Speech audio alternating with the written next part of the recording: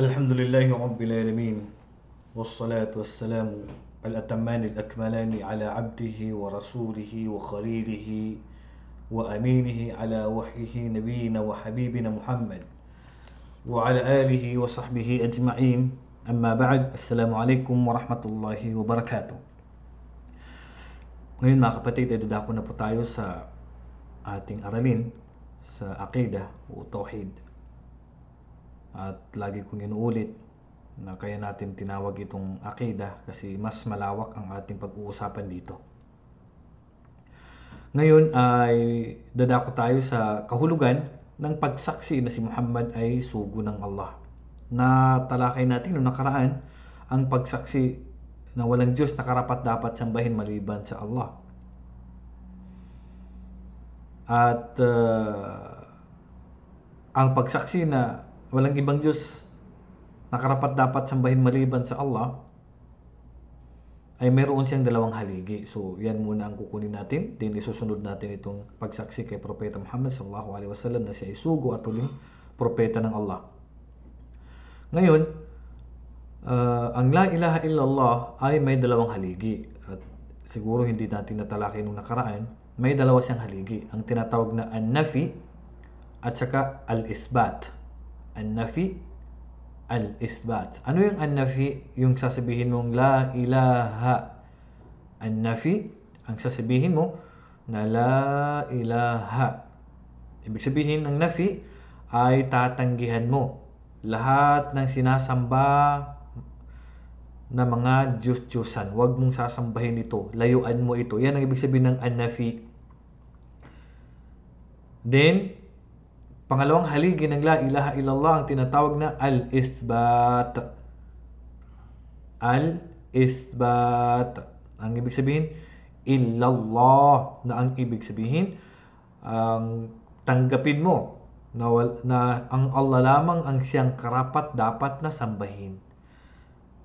Kaya nga hindi magiging kumplito ang pagsaksi mo ng la ilaha illallah kung tinatanggap mo lang ang Allah na siya lang ang karapat dapat na sambahin pero hindi ka naman tumatanggi sa ibang mga Diyos-Diyusan.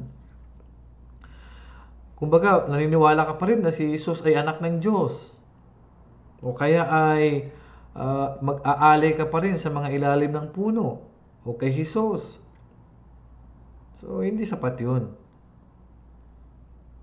Kaya sabi ng Allah subhanahu wa ta'ala sa Quran, فَمَنْ يَكْفُرْ بِالطَّاغُوتِ وَيُؤْمِنْ بِاللَّهِ. Ibig sabihin, ang sino man na tanggihan niya, hindi niya paniniwalaan lahat ng mga sinasamba ng mga Diyos-Diyusan, وَيُؤْمِنْ بِاللَّهِ, at sa Allah lamang siya maniniwala na siya lang ang karapat-dapat na sambahin, yan ang tunay na pinanghawakan niya ang kanyang religion. Opo. So yun ang dalawang haligi ng la ilaha illallah. Ang la ilaha, unang haligi niya, an-nafi, ang pagtanggi na tanggihan mo lahat ng sinasamba ng mga Diyos-Diyusan, al-ithbat, illallah, at tanggapin mo o ang pagtanggap na ang Diyos na karapat-dapat sambahin ay ang Allah lamang. Ngayon, dadako tayo ngayon sa pangalawang shahada. Kasi ang unang haligi ng Islam ay shahadatain. So, pangalawa ang kahulugan ng pagsaksi na si Muhammad sallallahu alaihi wasallam ay sugo ng Allah at kanyang huling propeta. Ibig sabihin, wala lang propeta pang sumunod kay Propeta Muhammad sallallahu alaihi wasallam. Kaya sino man na magsasabi na siya ay propeta, yun ay sinungaling. Dahil si Propeta Muhammad sallallahu alaihi wasallam pinakahuling sugo at propeta ng Allah. Karagdagang kaalaman, di ba si Jesus ay babalik, bababa at hanggang ngayon ay buhay siya? Tama. Si Jesus lamang ang nabanggit ng katibayan mula sa Quran at Hadith na nag-iisang propeta na hanggang ngayon ay buhay pa. Siya lang po ang nabanggit ng katibayan, kahit na mayroong mga pananaw ang ilan sa mga ulama, mga scholar natin na nagsasabi na maliban sa kanya ay mayroon pang buhay. At kung di ako nagkakamali, ang sinasabi nila ay si Idris, at sabi pa ng iba na si Dhul-Kifl. Ito ay mga pananaw na walang basihan. Walang matibay na katibayan. Pero si Jesus, alayhi salam, ay may katibayan na siya talaga ay buhay hanggang ngayon. At ang kanyang pagbabalik dito sa mundo ay hindi bilang sugo at propeta ng Allah subhanahu wa ta'ala, kundi bilang ordinaryong tao na lamang. Kasi kung bilang propeta, hindi tutugma yung paniniwala natin na si Muhammad sallallahu alaihi wasallam ang huling sugo at propeta ng Allah. Kaya siya ibabalik bilang tao, ordinaryong tao na tagasunod ni Propeta Muhammad sallallahu alaihi wasallam. Siyempre, ang gagawin niya dito sa mundo ay puputulin niya lahat ng cross at papatayin niya lahat ng baboy. At dito malalaman ng mga Kristiyano na si Jesus ay hindi Diyos o anak ng Diyos. Yan po mga kapatid, karagdagang kaalaman po yun. So dahil dalawa ang shahadatain, asyhadu an la ilaha illallah wa asyhadu anna Muhammadan Rasulullah. Yan po ang sinasaksihan ng mga nagmumuslim. So kukunin natin ngayon ang kahulugan ng pagsaksi na si Muhammad wa asyhadu anna Muhammadan Rasulullah. Ito ang paniniwala na si Muhammad ay sugo mula sa Allah na nararapat na paniwalaan. Mahalin siya, sundin siya, lahat ng kanyang kautusan ay ating isa sa buhay. Ang sabi ng Allah subhanahu wa ta'ala sa Quran, "Ma kana Muhammadun aba ahadin min rijalikum, walakin Rasulullah wa khataman nabiyyin, wa kana Allahu bikulli shay'in alima." Sabi ng Allah subhanahu wa ta'ala na si Muhammad ay hindi ama ng sinuman sa inyong mga kalalakihan. Ika nga, hindi siya ama, hindi ninyo siya ama. Subalit siya ay sugo ng Allah at ang panghuli sa mga propeta, dahil wala lang propeta na susunod pa sa kanya. At ang Allah ay nananatiling nakababatid sa lahat ng bagay. Wala pong lingid, wala pong naitatago sa Allah subhanahu wa ta'ala. Kahit ano pang gagawin mong kasalanan at walang makakakita sa iyo na tao, tandaan mo na ang Allah ay batid niya lahat yan. Walang naitatago sa Allah subhanahu wa ta'ala. Kung may kondisyon ang la ilaha illallah, mayroon ding kondisyon ang Muhammadur Rasulullah. Kapag sinaksihan mo na si Muhammad ay sugo at huling propeta ng Allah, ay may mga kondisyon na dapat mong malaman. Una, ang Allah ang nakakabatid ng higit. Ang pagsaksi ng pananampalataya na si Muhammad ay ang piniling sugo ng Allah ay may tuturing lamang nakatanggap-tanggap kapag tinanggap mo na ang Allah lamang ang nakababatid ng higit kung bakit niya pinili si Muhammad para sa misyon. So yan ang kondisyon. Ang Allah lamang ang nakakaalam kung bakit si Muhammad sallallahu alaihi wasallam ang kanyang pinili na huling propeta at sugo ng Allah subhanahu wa ta'ala. Siya lang ang nakakaalam doon. Kaya Allah subhanahu wa ta'ala, Allahu ya'alamu haythu yaz'alu risalata. So nadubli po yung Allah dito. Isa lang po yan. Higit na alam ng Allah kung kanino niya ipadadala ang kanyang mensahe. Allah subhanahu wa ta'ala ay wa yaf'alu ma yasha. Allah subhanahu wa ta'ala ay kung anong gusto niya, gagawin niya. Maraming mga tao nang nakalipas ang tinatanong ang pagpili ng Allah at itatakwil ang mga sugo na ipapadala para sa kanila. Kasi ang mga Hudyo, sabi nila sa kanila dapat manggaling yung mga propeta. So bakit nanggaling sa mga angkan ng Quraysh ang pinakahuling sugo at propeta ng Allah? Bakit hindi sa angkan ng mga Hudyo? Allah subhanahu wa ta'ala, hindi natin sa tatanungin sa bagay na yan. Siya po ang tunay na nakakaalam. Sapagkat iniisip nila na hindi karapat-dapat ang mga pinili ng Allah para sa kapahayagan.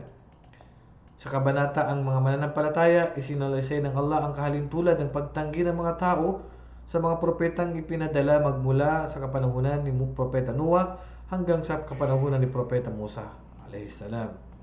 At sa panahon ng mga nasakupan ni Propeta Noah, sila ay nagnais pa na dapat ang propeta ay sa anghel. Oo. Sabi nila dapat sa anghel ang propeta, hindi mula sa tao. Hindi nila kasi matanggap na minsan ang propeta ay mula sa mga mahihirap, mula sa mga walang kakayahan.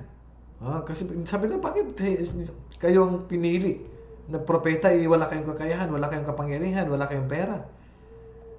So, sabi ng mga tao sa panahon ni Noah, فَقَالَ الْمَلَأُ الَّذِينَ كَفَرُوا مِنْ قَوْمِهِ مَا هَذَا إِلَّا بَشَرٌ مِثْلُكُمْ يُرِيدُ أَن يَتَفَضَّلَ عَلَيْكُمْ وَلَوْ شَاءَ اللَّهُ لَأَنزَلَ مَلَائِكَةً.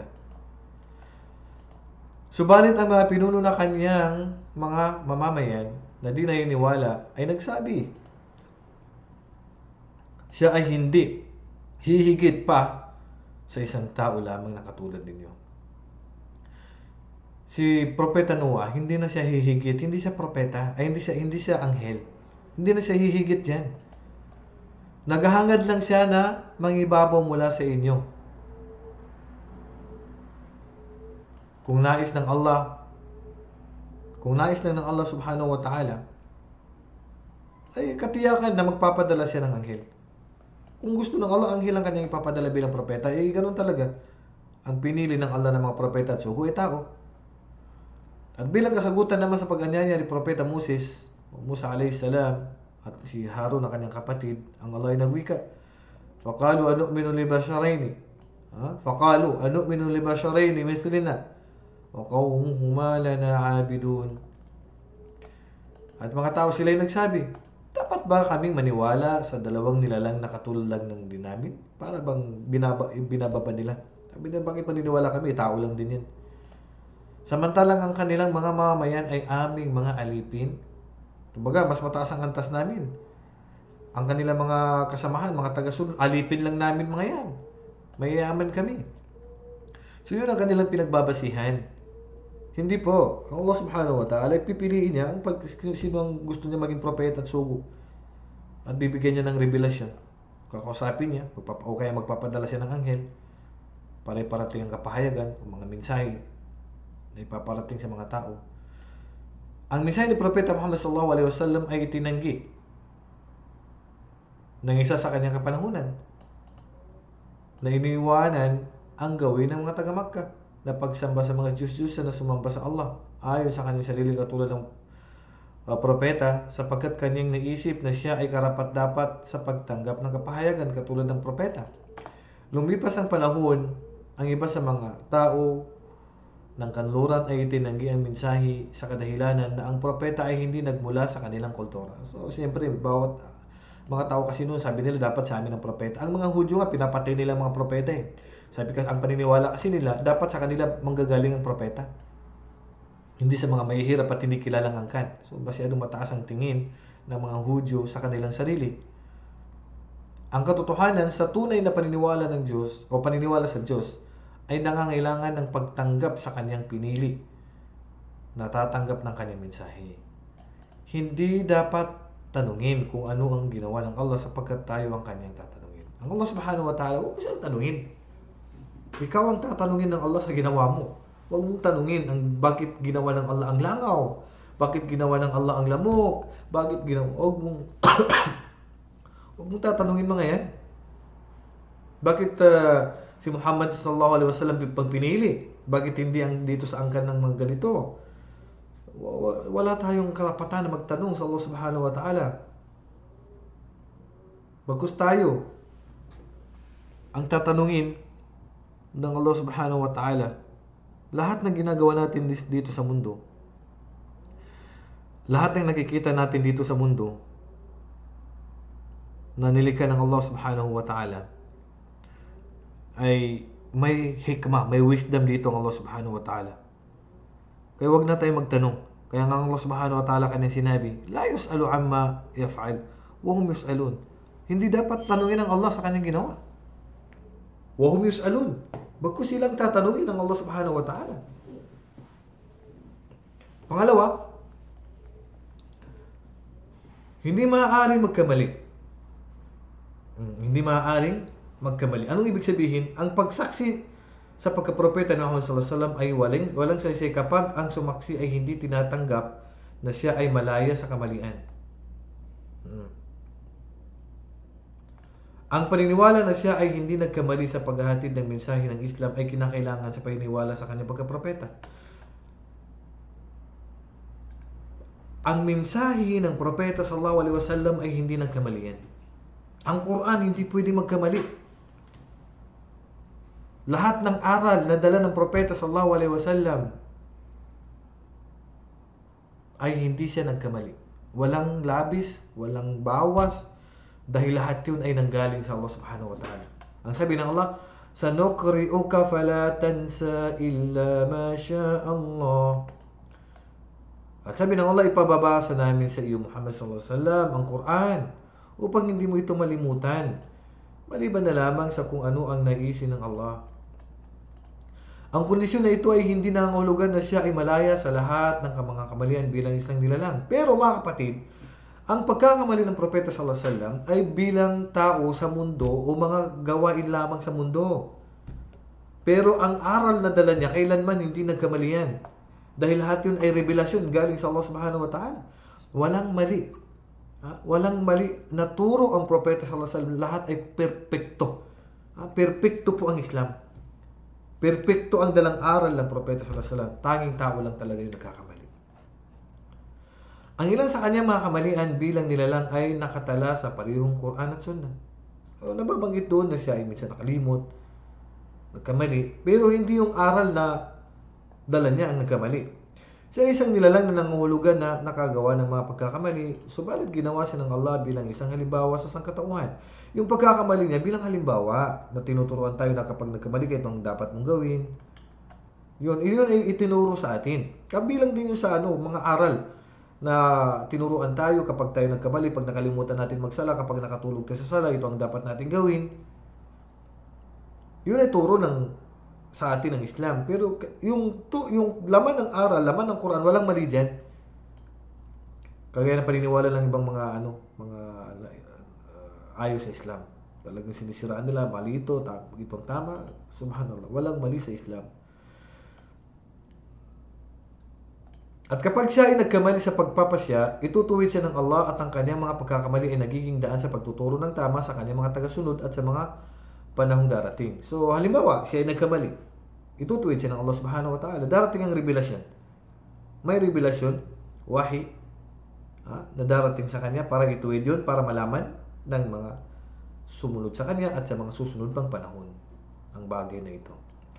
Ang mga uri sa pagkakamali na kanyang nagawa ay hindi ang pagpili ng haram sa halal. So, yung pagkakamali niya, walang kaugnayan sa ito ay haram, ginawa kong halal. Ito ay halal, ginawa kong haram. Walang kaugnayan doon. Ang kanyang pagpili o pagkapili sa kung ano ang nakikita niyang maganda sa kung ano masigit na nakakabuti. Ang halal at haram ay galing sa Allah subhanahu wa ta'ala. Siya lang ang nagsasabi ng halal at haram ang Allah lamang. Siya lang ang may karapatan yan. Ito ay haram, ito ay halal. Ang propeta sallallahu alaihi wasallam, isa tatanungin siya sa mga bagay na makamundo. Usugo ng Allah, anong makakabuti? Ano bang gagawin natin? Ganito, ganyan. So, dito ay nagbibigay siya ng payo. Mga katanungan sa mga makamundong bagay. O kaya ay halimbawa may mga nahuli sila sa labanan noon. Nag-advise siya na ganito ang gagawin. So, siyempre, itutuwid siya ng Allah at bababa yung ayah para ituwid ang kanyang opinion. At may mga ilang pangyayari, situation na nangyari yan. Katulad halimbawa, anong gagawin sa mga nahuli sa Uhud, sa labanan. So, ang gusto ni Propeta sallallahu alaihi wasallam, patawarin na lang sila, palayain na. Si Omar hindi.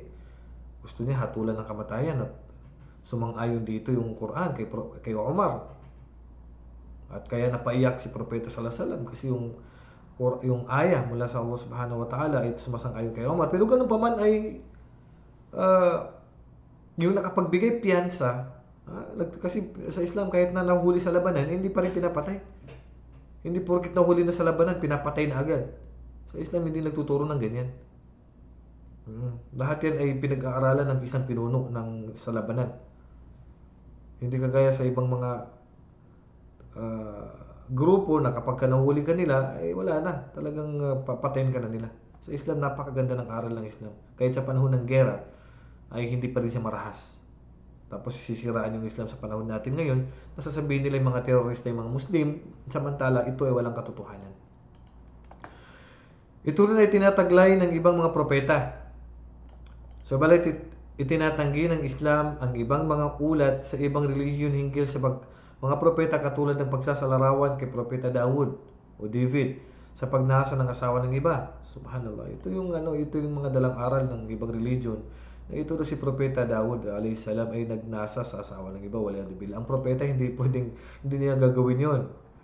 O nakipagtalik sa babae at pinadala ang asawa ng babae sa unang linya ng digmaan upang mapatay.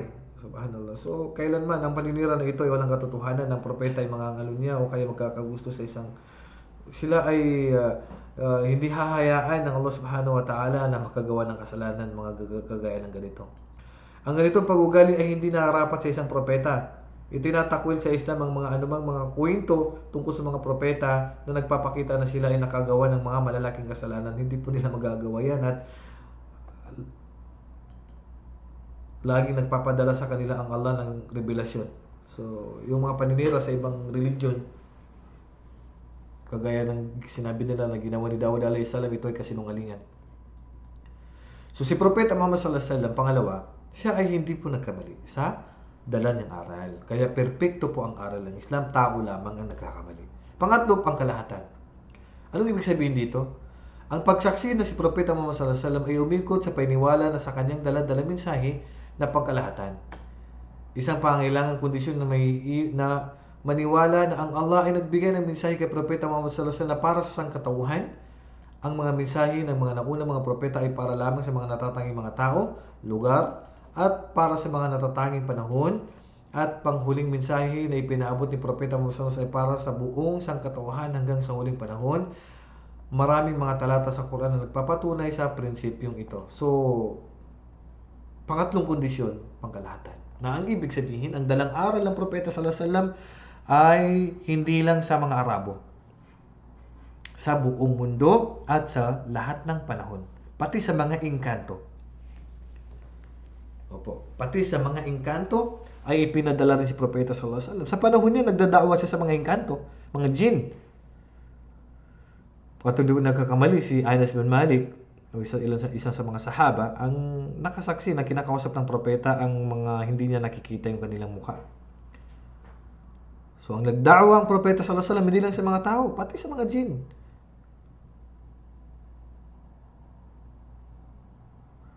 At ang kanyang da'wa, ang kanyang aral ay hindi lang sa mga Arabs, kundi sa lahat ng nasyon at sa lahat ng panahon hanggat sa pagkagunaw ng mundo. Yan ang dalang aral ng propeta sa pangkalahatan. Hindi kagaya ng mga propeta noon, sa mga tao lang nila, sa tribo lang nila, sa panahon lang nila. Yan ang pagkakaiba na dalang aral ng propeta sallallahu alaihi wasallam. So kasama yan sa dapat na kondisyon na dapat natin paniwalaan. Sabi ng Allah Subhanahu wa Ta'ala, "Qul ya ayyuhan nas inni rasulullah ilaykum jami'a." Sabi ng Allah Subhanahu wa Ta'ala, sabihin mo, o sangkatauhan, sabihin mo Muhammad, o sangkatauhan, ako ang sugo ng Allah para sa inyong lahat. Lahat, wala pong tribo, nasyon, kaya ako pinadala, kundi sa lahat ninyo ay pinadala ako sa inyo. Sabi pa ng Allah, "Wa ma arsalnaka illa kafatan lin-nasi bashiran wa nadhira."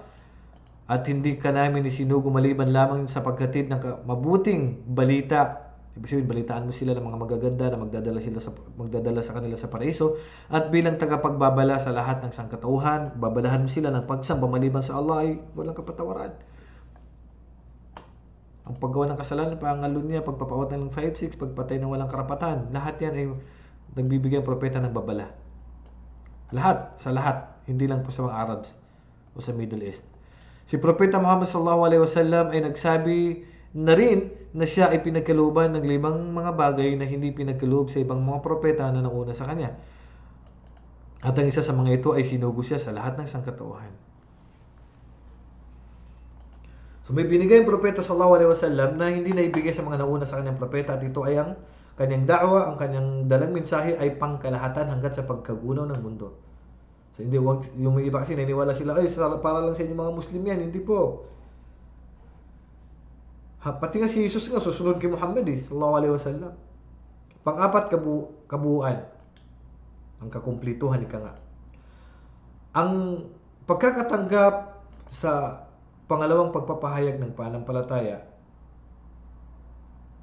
ay nakasalalay sa pagtanggap ng paniniwala na si Muhammad ay naghatid ng buong mensahe na inihayag sa kanya.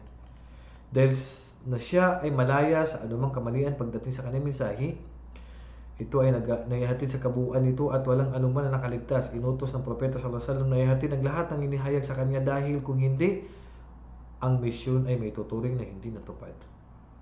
So, ang propeta sallallahu alaihi wasallam, lahat ay naituro na po niya sa atin. Wala na pong naitago. Kumpleto po ang kanyang dalang aral. Huwag nilang sabihin na, ay, kulang to, kulang hindi. Lahat po ng mensahe ay nakumpleto na po ng propeta Muhammad sallallahu alaihi wasallam. Sabi ng Allah, ya ayuhar rasul, balligh ma unzila ilayka min rabbik wa in lam taf'al fama ballaghta risalata. Usugo ng Allah. Ihatid kung anuman ang inihayag sa iyo mula sa iyong Panginoon, mula sa Allah subhanahu wa ta'ala. At kung hindi mo ito ginawa, sa kabuuan nito, kapag hindi mo ipinarating lahat, hindi mo naihatid ang kanyang mensahe.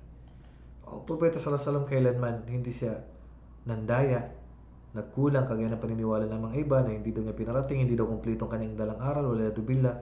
Ang propeta sallallahu alaihi wasallam, lahat po ng aral dala niya. Naituro na po niya sa mga tao, pati nga pagpasok po sa CR, tinuruan ka eh. Pati yung ginagawa ninyo mag-asawa, tinuro pa sa iyo eh. Ano pa bang tinago ng propeta sallallahu alaihi wasallam? Mayroon bang religion na pati yung pagdumi mo, tinuruan ka paano umupo? Paano magsuot ng damit? Subhanallah. Napakagandang religion. Lahat tinuro eh. Ano pa bang hahanapin mo sa religion ito? Ha? Pati paggamit ng paglilinis, paglilinis sa basilang buhok, sa mga basilang bahagi ng katawan natin, tinuro pa. Paano pumasok sa CR, paano lumabas sa CR, paano magdumi, paano maghugas, paano hawakan yung ari pagka umihi, subhanallah, paano kumain. Subhanallah, napakagandang religion, lahat tinuro. Anong gagawin sa asawa pag may regla? Ang pakikitungo ng asawa sa loob ng bahay, pakikitungo sa mga anak, pagtransaksyon sa mga non-Muslim. Subhanallah, ito ang religion na totoo. Kahit yung kaloob-looban at mga sikreto, mga gawain, itinuro na po sa atin ang tama at anong dapat gawin. Kaya kumpleto po ang aral ng Islam. Panglima, katapusan, finality. Kasama sa pagtanggap, so medyo nagdikit-dikit yung ng libro. Kasama sa pagtanggap sa pangalawang pagpapahayag ng panampalataya ay painiwala na si Muhammad ang pangwakas na propeta at hindi na muling magpapadala ang Allah ng panibagong propeta o sugo matapos siya. Ang kabanata ng banal sa kapahayagan ay natapos kasabay ng kanyang pagkamatay. Ang katapusan ng pagkapropeta ay hindi konsepto na nilikha lamang ng mga Muslim matapos ang kapanahon ng propeta sallallahu alaihi wasallam. So kasama sa kondisyon na dapat natin paniwalaan na si Muhammad sallallahu alaihi wasallam ay kanyang huling sugo. Wala nang propeta na susunod pa sa kanya. Malinaw na nakasaad sa Quran ang konseptong ito. Gayon din ang muling nasabi ng propeta sallallahu alaihi wasallam. Sabi ng Allah, kanina nabasa natin kanina, "Ma kana Muhammadun aba ahadin min rijalikum, walakin Rasulullah wa khataman nabiyyin." Si Muhammad ay hindi ama ng sino man sa inyo, subalit siya ang sugo ng Allah at ang panghuli sa mga propeta. Wala nang susunod pa sa kanya. At kahit na ang propeta sa kanyang sarili ay nagpatunay mula sa mga salaysay na naitala na siya ang panghuling propeta ng Allah subhanahu wa ta'ala. So dito, mayroon ditong karagdagan mga kapatid na ipakitiknot nyo na lang po kasi wala po dito sa libro. Na ang propeta sallallahu alaihi wasallam kasama sa pagsaksi sa kanya. Una, ang paniwalaan natin ang anumang kanyang ipinarating sa atin. Tasdiquhu fima akhbar. Kasama po sa mga dapat na malaman natin o kasama sa haligi, o kasama sa haligi, sabihin natin haligi, na si Propeta Muhammad sallallahu alaihi wasallam ay huling sugat propeta ng Allah. Una, ang paniwalaan natin lahat ng ipinarating niya sa atin dahil lahat ito ay revelasyon galing sa kanya. Ano man ang kanyang sinabi sa atin, pagka sabi niya yung langaw ay dumapo sa tubig, ilublob mo, paniwalaan natin yun. Kahit hindi natin maunawaan kung bakit ilublob dahil ayon sa pag-aaral, yung kabilang pakpak niya ay gamot at ang kabilang pakpak niya ay sakit, kaya ilublob mo din, pwede mo nang inumin. So lahat ng kanyang ibinalita sa atin at mga kwento noon, sa panahon na wala pa siya, na ikinukwento niya sa atin, ay dapat natin paniwalaan yon. Tasdiquhu fima akhbar. At pangalawa, na kasama sa paniniwala natin na si propeta ay sugo at huling sugo at propeta ng Allah, ay ang pag-iwas natin sa lahat ng kanyang mga ipinagbawal. Lahat ng kanyang ipinagbawal ay dapat nating iwasan. Ito haram, ito haram, ito haram. Huwag mo sabihin, bakit pati ito haram? Ganun talaga. Pinagbawal ng propeta sallallahu alaihi wasallam, kaya dapat mong iwasan.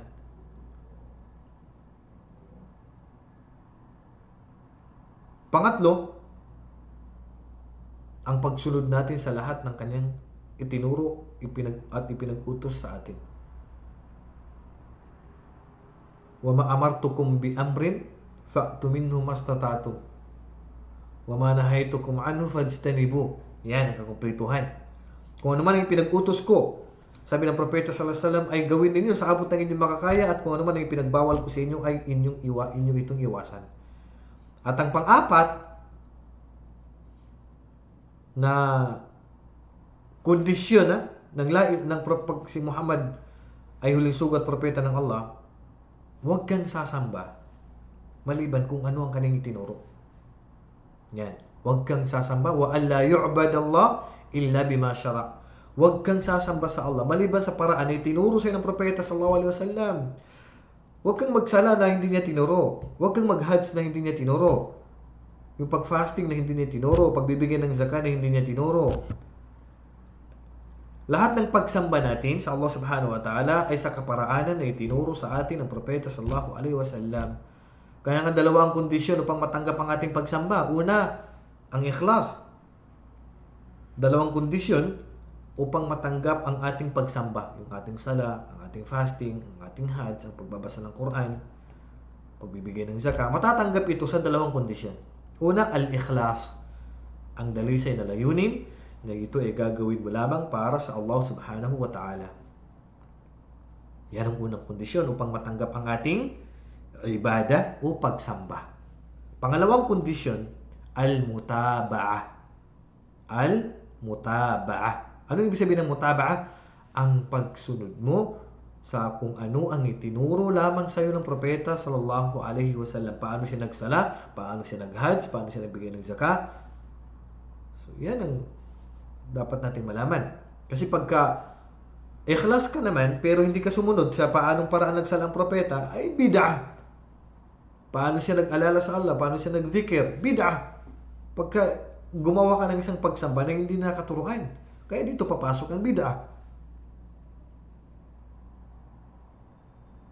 So ulitin ko, may apat na sabihin natin na kasama sa mga kondisyon na si Muhammad ay huling sugo at propeta ng Allah. Ang paniwalaan natin lahat ng kanyang ipinarating sa atin.